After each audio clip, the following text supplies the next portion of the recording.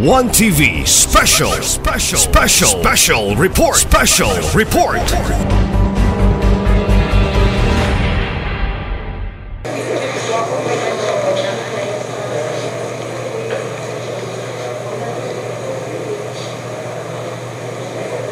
Okay. Honorable Ko, you may rephrase Yes. your proposal. Yes, thank you, Madam Chair. So, we will have the opinion of the members of this body if they are in conformity with the removal of the 60 days period. Renewal? Removal. Removal. Okay. Wala tayo nakita nga rason. Oh. Ano na once in lifetime nga extension. Ano mismo nga isisi itong pambi. Although once in lifetime, hindi mo na permanente. Once naman. Unless mas ang atmosphere, ang producer, mas atmosphere, mo ka isisi po. Di oni, sige. Okay. So wala ako to ang 60 days. Wala. Okay na 45 days. Kay matingala ba ang mga stakeholders para unsa na 60 days? Taas na kayo. Mutan ta kagindoro. Grabe nyo na pa 60 days. Okay. So, Honorable Lim, would you favor that we will just delete the 60 days extension? Wala na. Okay. Wala may objection sa kwan. Wala akong 60 days. Ano mo siya? So, we will delete the So 60 days we will extension. eliminate this 60 days. So sa next week, final reading, wala na 60 days, 45 days na. The final reading next week. Thank you, Honorable Sir. Sa katapusan, kaning effectivity clause, same. This ordinance will take effect after posting sa ordinance in 3 consideration. Same as our other ordinance, wala penalty clause. No? 3 conspicuous places. No? So wala na publication. So I think we now have the consensus of the chair. We ask a sponsor, Honorable Sidco, to have this approval for the second reading so that we can have this be calendar for the third reading. Yes, Honorable Law, you are now recognized by the Chair. Subject to the amendments and the modifications of the ordinance. Thank you, Madam Chair. On joint motion, I move to pass omnibussly 2 ordinances for second reading. The first ordinance is the ordinance integrating the payment and issuance of barangay clearance fees into unified permitting process on the city level along with other city fees. And the second ordinance is the ordinance amending Section 4A.06 of Ordinance Number 105913, otherwise known as the Revenue Code of Samis, for the purpose of establishing guidelines in the grant of a qualified grace period or extension for business permit renewal applications only. First, all this for second reading, Madam Chair. Move with the Honorable Ko as being manifested for second reading. Motion approved. Thank you, Honorable Chair. We proceed to unassigned business literacy, whereby we have 5 appointment sessions, Honorable Chair. We have additional 2, and may I propose, may now read this additional 2 being requested, Honorable Chair. Our resolution approving the third quarter calendar year 2024 nationwide simultaneous earthquake drill on 25 September 2024 and Kaap Osamis Airport Sports Space and Family Day on 8 November 2024 by Civil Aviation Authority of the Philippines in Osamis City. The number 7 supposed to be insertion post-insertion is a resolution approving the tax compliance verification drive on October 15 to 16 and October 30 to 31 by the Bureau of Internal Revenue Osamis in Osamis City. I now move on the motion to include this additional two insertions, Honorable Chair, making our appointment into 7 items. Thank On the you. motion, Honorable Chair. Thank you, Honorable Majority Floor Leader. Motion approved. Now we have now 7 items, appointments. I may start with the number 1. A resolution approving the 2024 third quarter crops production survey in Osamis City by Philippine Statistic Authority for the period 18 to September 30, 2024. I may be allowed to read the second appointment of Mr. A resolution approving the 2024 commercial livestock and poultry survey clips in Barangay Karangan, Labo, Gango, Pataon, Pulot, Sangayot, and Tabet for the periods 18 September 2024 to 30 September 2024 and 16 November 2024 to 30 November 2024 and a 2024 quarterly agriculture survey in Barangay Carmen, Pulot, Embargo, Sangayot, Mandiro, and Sulo for the period 18 September 2024 and to 25 September 2024 and 9 November 2024 to 25 November 2024 by Philippine Statistics Authority. These two approved resolutions, number 1 and number 2, and I yield to Chairman of the Committee on Agriculture, Honorable Sunny Wamena Jr., to introduce and recommend action on these 2 items, Honorable Chair. The Honorable Sancho Waminal is now recognized by the Chair for the appropriate motion. Thank you, Madam Chair. Thank you, Majority Floor Leader. This humble representation would like to move omnibussly a resolution approving the 2024 third quarter crops production survey in Osamis City by the Philippine Statistics Authority, PSE, for the period 18 to 30 September 2024 be approved. And item 2, a resolution approving the 2024 commercial livestock and poultry survey in Barangay Karangan, Gango, Labo, Pantaon, Pulot, Sangayot, and Tabid for the periods 18 September 2024 to 30 September 2024 and 16 November 2024 to 30 November 2024 in the 2024 quarterly aquaculture survey in Barangay Carmen, Pulot, Embargo, Sangayot, Banyadero, and Nuña Consuelo for the periods 18 September 2024 to 25 September 2024 and 9 November 2024 to 25 November 2024 by the Philippine Statistics Authority. Be approved on first reading with reservation, Madam Chair, on joint motion. Move with the Honorable Waminal to pass this on the first reading with reservation. Motion approved. Thank you, Madam Chair.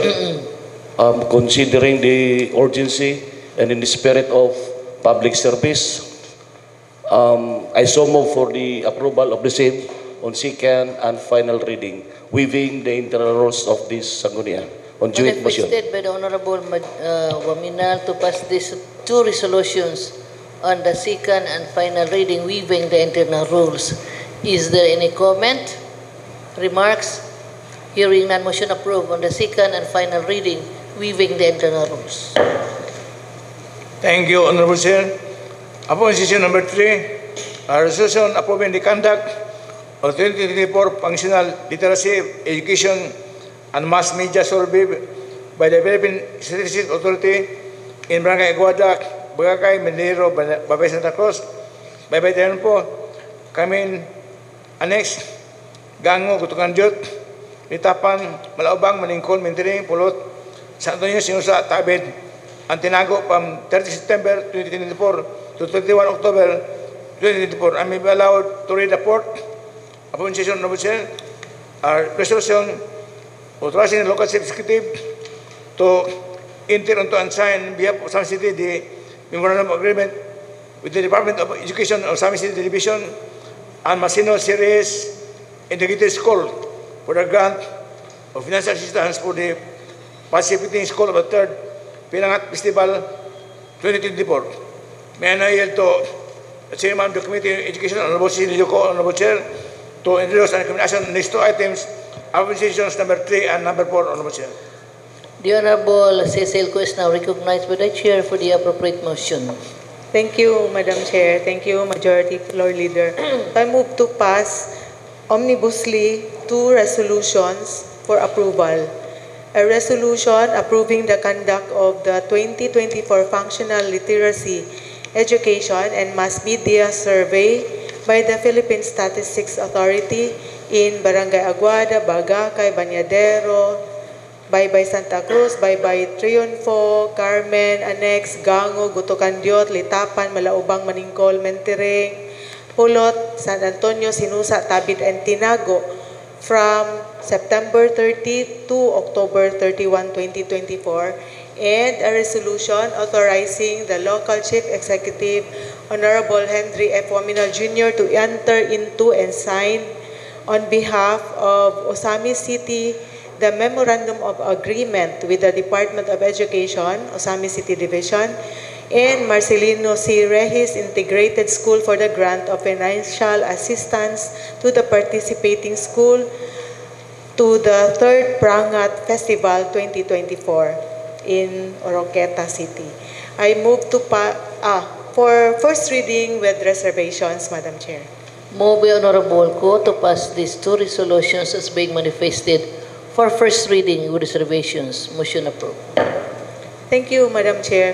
For the benefit of the people residing in these 17 barangays for their educational and literacy development, and and to support the Marcelino C. Rehis Integrated School Prangat Dance Troupe to the third Prangat Festival 2024 in Oroqueta City. I move to pass these two resolutions on the third and final reading, waiving the internal rules. This two resolution has been justified and moved with Honorable Ko to pass this on the second and final reading, waiving the internal rules as being presented. Any comment, remarks? Hearing none, motion approved on the second and final reading, waiving the internal rules. Thank you, Honorable Chair. Appropriation number 5, resolution authorizing the local chief executive to enter the contract for the construction of swimming pool at Osamis City National High School at Barangay Laman, Osamis City, and to perform all acts for the implementation of the project funded from the Development Improvement of School Sports Facilities Program, the Special Education Fund of 2024. May I yield to the Chairman of the Committee on Public Works and Infrastructure, Honorable Saulo Salvador, to introduce and recommendation on this item, Honorable Chair. The Honorable Saulo Salvador is now recognized by the Chair for the appropriate motion. Thank you, Mr. Majority Floor Leader. Thank you, Madam Chair. I move to pass a resolution authorizing the local chief executive to enter into contract for the construction of swimming pool at Osamis City National High School at Barangay Laman, Osamis City, and to perform all acts for the implementation of the project funded from the Development Improvement of School Sports Facilities Program of the Special Education Fund of 2024. Madam Chair, I move to pass this on first reading with reservation. Move by the Honorable Salvador to pass this resolution on first reading with reservations. Motion approved. Madam Chair, for the interest of the public service and for the urgency of this project to be implemented, I move to pass this resolution on the second and final reading, waiving the internal rules.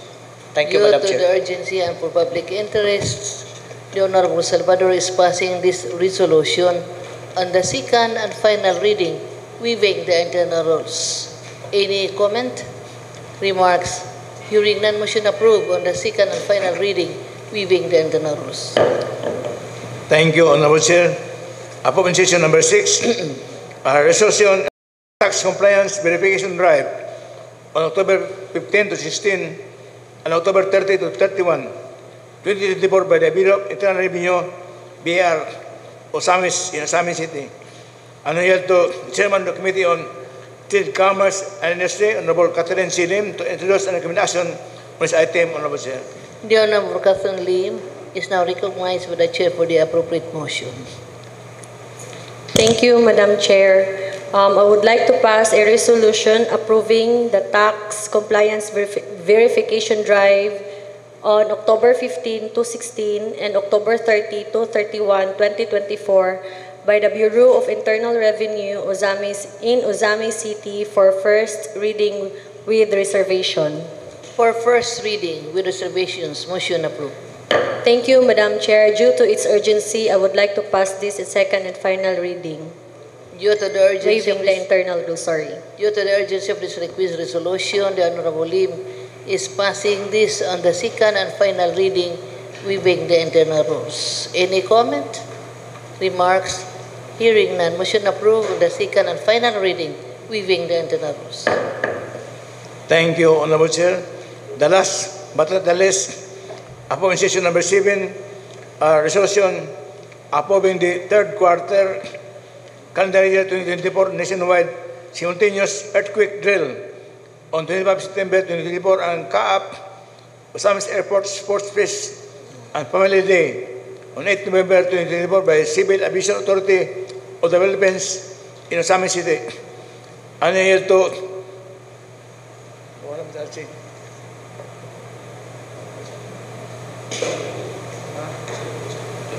Chairman of the Committee of Transportation, Ansel Miro. Asa man si Honorable Romero? I now yield to the Committee on Ways and Means Chairman, Honorable Attorney Daniel Lau, Honorable Chair, to introduce an recommendation on this item, Honorable Chair. The Honorable Daniel Lau is now recognized by the Chair for the appropriate motion. Thank you, Madam Chair. A joint motion approving a resolution for the third quarter calendar year 2024 nationwide simultaneous earthquake drill on 25th of September 2024 and CAAP Osamis Airport Sport Feast and Family Day on 8 November of 2024 by the Civil Aviation Authority of the Philippines, CAAP in Osamis City. Pass this resolution, first reading with reservation, Madam Chair. Move first reading with reservations, motion approved. Concerning, Madam Chair, the importance of these activities, I move to pass this resolution for the second and final reading, waiving the internal rules, Madam Chair. Due to the urgency of this request resolution, the Honorable Lau is passing this on the second and final reading, waiving the internal rules as being presented. Any comment? Remarks? Hearing none, motion approved on the second and final reading, waiving the internal rules. Thank you, Honorable Chair. We have no pending matters on my table under item number 10, basis for third reading. At this juncture, Honorable Chair, we have the pleasure and privilege to hear on PCL matters from Honorable Dinky Siso, Honorable Chair.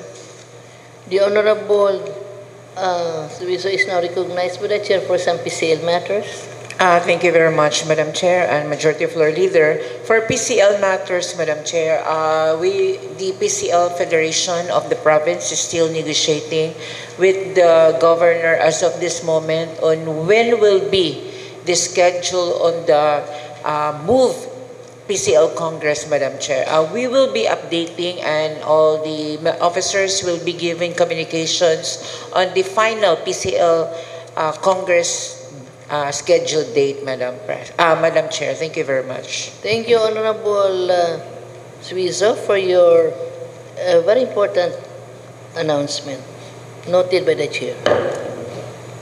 Thank you, Honorable Chair.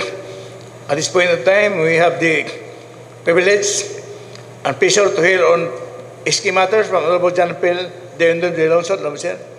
The Honorable John Phil de Lonsod is now recognized by the Chair for some SK matters. Thank you, Honorable Presiding Officer and Majority Floor Leader. For SK matters, the SK Federation of Islamic Occidental will convene of our 7th monthly meeting in Sapangdalaga, Misamis Occidental this coming September 21 at the Sapangdalaga, Madam Chair, and we will tackle the agenda ng among isgutan is all about the preparation for Provincial Youth Congress, LIDO, LYDC, and SK Federation President's Training, monthly accomplishment report, and as long as the other matters. And then the next item, Madam Chair, the Local Youth Development Council in our city, we will convene also for the one agenda only, the adoption and approval of the Local Youth Development Plan for the fiscal years 2024 to 2026, 3 years plan, and the schedule of our convention, Madam Chair, will be on September 23 here at the session hall. Thank you, Honorable Presiding Officer. Okay, thank you very much, Honorable Dwayne Longsod, of your information. Noted by the Chair. Thank you, Honorable Chair. On ABC matters, Honorable John Carlo Marayon is in his post, and perhaps the co-chairman, Honorable Asir Romero, may have some matters to bring forth before this body, Honorable Chair. For ABC matters, Honorable Moralion is in this post. So, Honorable Romero, the next co-chairman. on matters concerning the indigenous people, Honorable Romero may have some. Thank you, Major. ABC matters, yes. None for now, Madam Chair. None at the moment, noted. Thank you, Honorable Chair. At this point of time, we have the will and privilege and pleasure to hear on matters concerning the indigenous people from Honorable Dingo Siso, Honorable Chair. The Honorable Zuiso is now recognized by the Chair for some matters concerning the indigenous people. Thank you very much, Madam Chair and Majority Floor Leader. For NCIP matters, Madam Chair, yesterday at Stimson Abordo, Barangay Hall, we conducted the first community assembly of the application of Press Cocina restaurant located at Tipman, Montol, Ozami City, Madam Chair. And yesterday, this was attended by the 5 IPs, representative of the 5 ancestral barangays of the city, namely Gingona, Trigos, Gimad, Stimson Abordo, and Gala. And all the representatives, Madam Chair, were given the time to discuss matters regarding the processes that we need to undergo before the memorandum of agreement and the resolution of consent for the Press Cocina to operate in the ancestral domains of the Subanin tribe.